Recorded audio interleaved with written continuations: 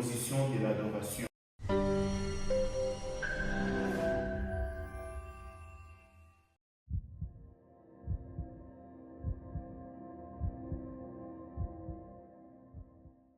Pasteur, où se situe la véritable adoration? Est-ce que c'est dans les cœurs, dans les actes ou les lieux? Ok, merci beaucoup parce que c'est une meilleure question et qui demande vraiment une bonne réponse. Merci. Alors, par là où en lisant dans la Bible est en train de nous montrer dans Jean que l'heure vient et il est déjà venu où les vrais adorateurs doivent adorer le Père en esprit et en vérité. Alors à cette question-là, je pense que la vraie position de l'adoration se trouve dans le cœur, c'est en esprit. Dans le cœur. Dans le cœur de l'adorateur. Oui. Pasteur, l'adoration dépend des circonstances, la joie ou la souffrance. Alors comprenez que l'adoration ne fait pas une partie de la vie, mais l'adoration c'est une vie.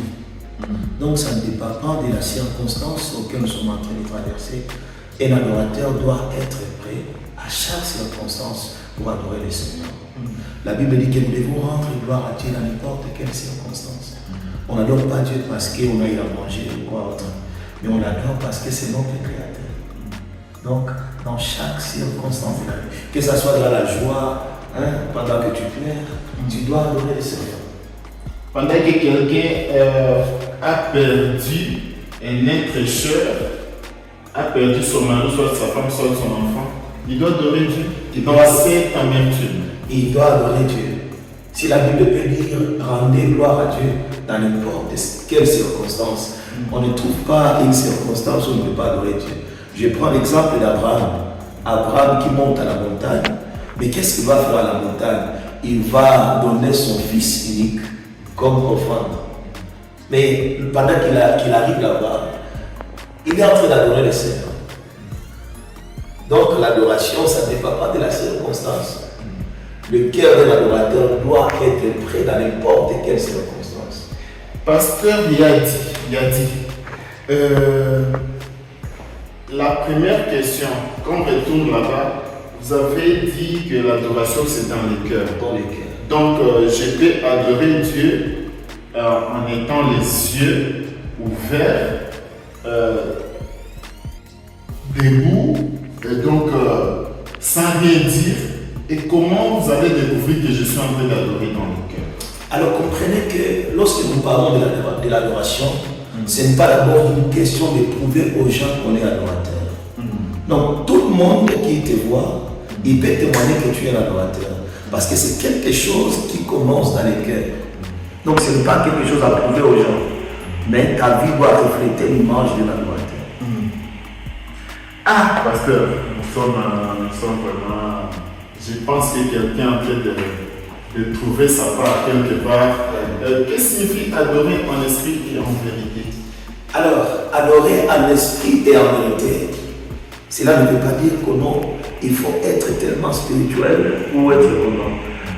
Si vous entrez dans la tradition de ces versets, dans Jean, adorer en esprit et en vérité, c'est vouloir arranger aussi ses relations. Il y a des gens qui s'appellent des adorateurs alors qu'ils sont remplis de quoi? Arranger d'abord notre entourage et après, là on est là qu'on adore Dieu en esprit et en vérité. Donc ce n'est pas d'abord une question de fermer les yeux. Là tu te dis ici j'adore Dieu en esprit et en vérité. Non, arrange d'abord avec les gens. Et là, toute personne qui te verra, il dira que non, c'est l'adorateur. Pasteur, il a dit, quel rôle joue la musique dans l'adoration?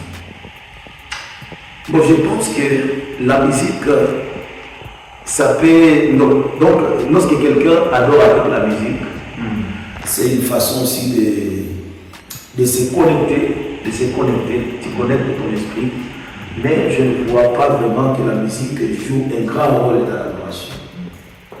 C'est un peu ça. Donc, ça fait partie, mais ça ne joue pas un grand rôle. Il y a ceux-là qui adorent Dieu en écoutant la musique et se sentent bien. Et les autres, non. Je ne sais pas, ça ne joue pas un grand rôle. Mais ça peut avoir une partie. Ça peut... Surtout lorsque nous sommes dans l'église. On dit que nous voulons adorer Dieu. Et là, les gens vont commencer à parler avec Et parfois, le courant peut partir. les courants de partir. Et puis, vous allez voir, la plupart des gens, il y a la tendance de la réduction. Alors, ce sont des personnes qui n'ont pas compris l'adoration. Oui. On n'adore pas Dieu parce que nous écoutons la musique. Mais l'adoration, c'est la vie. Donc, même nos actes doivent adorer Dieu. Nos mots doivent adorer Dieu. Pasteur, est-ce que Dieu accepte toutes sortes d'adoration?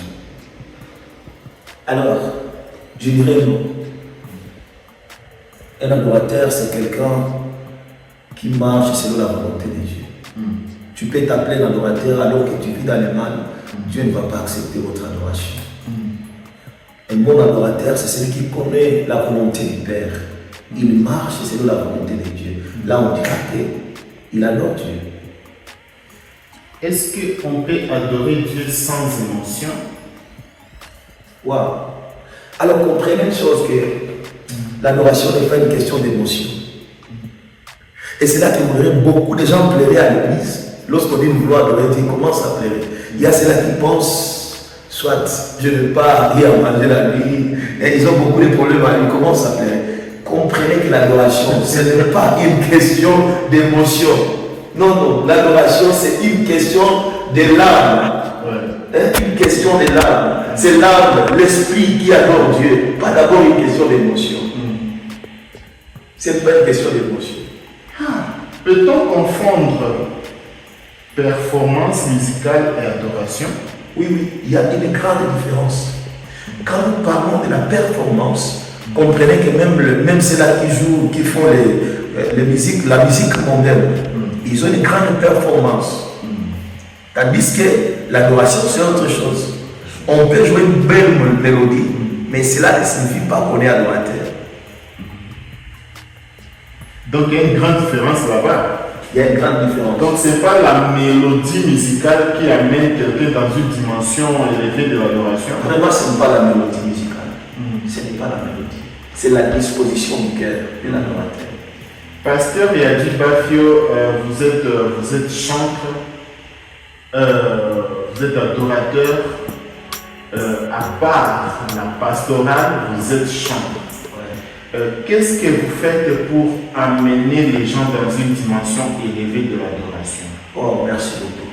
Alors, le premier secret que j'ai, d'abord, c'est la prière.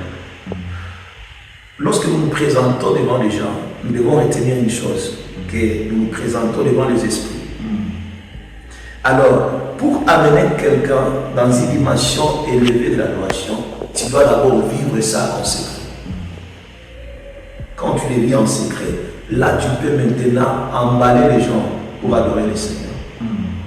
Mais nous avons aujourd'hui un grand problème parce qu'il y a des personnes qui se présentent devant les hommes, mais avant de se présenter devant Dieu. Et c'est un problème. Pour moi, j'avais compris que celui qui donne l'approbation, c'est Dieu. Alors je ne peux pas me présenter devant les hommes sans se présenter d'abord devant le Créateur. C'est un grand problème. Pasteur, il a dit, il y a des gens dans des affiches, il met son image là-bas, il écrit l'adorateur. Est-ce qu'il faut se présenter devant les gens qu'on est adorateur? Pour moi, je ne peux pas le faire. Pour moi, je ne peux pas le faire. Parce que là, c'est vouloir se montrer. Mais lorsque vous entrez dans le profondeur, vous allez retrouver que la personne, ce n'est pas un adorateur. Devant, je crois que être adorateur, ce n'est pas une question de se prouver, de se montrer, mais c'est une question de montrer aussi les résultats que tu vis dans le secret. Oui. Pasteur, un mot de clôture pour ce thème et ce sujet. Alors, je pense que, bien aimé dans le Seigneur, nous devons apprendre à bien adorer le Seigneur, à bien adorer le Seigneur.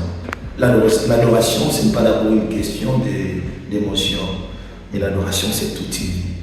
Devenir un adorateur, c'est vouloir faire la volonté de Dieu, marcher sur le Dieu. Et Dieu fera de toi un vrai adorateur. Merci, que Dieu vous bénisse. Amen. Merci, pasteur. Merci beaucoup. Merci beaucoup. Nous sommes très contents. Amen.